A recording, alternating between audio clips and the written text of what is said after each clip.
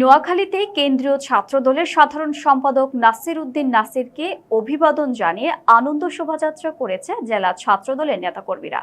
Senior staff Shahabuddin জানান, বুধবার বিকেলে শহরের শহীদ ভুলু স্টেডিয়াম থেকে শুরু হয়ে শোভাযাত্রাটি জেলা শহর মাইজদির প্রধান সড়ক প্রদক্ষিণ করে। পরে জেলা স্কুলের সামনে সংক্ষিপ্ত সমাবেশ অনুষ্ঠিত হয়।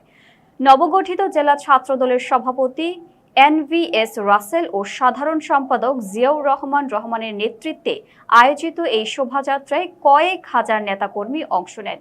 সমাবেশে বক্তারা বলেন, দীর্ঘদিন পর ত্যাগী ও যোগ্য নেতাদের নিয়ে গঠিত এই কমিটি সংগঠনের নতুন উদ্দীপনা সৃষ্টি করছে। তারা বিএনপির চেয়ারম্যান তারেক রহমান ও ছাত্রদল সম্পাদক নাসির উদ্দিন নাসিরের প্রতি কৃতজ্ঞতা জানান। বক্তারা আরও বলেন, সকল ভেদাভেদ ভুলে ঐক্যবদ্ধভাবে ছাত্রদলকে তৃণমূল পর্যায়ে শক্তিশালী করতে কাজ করবেন তারা।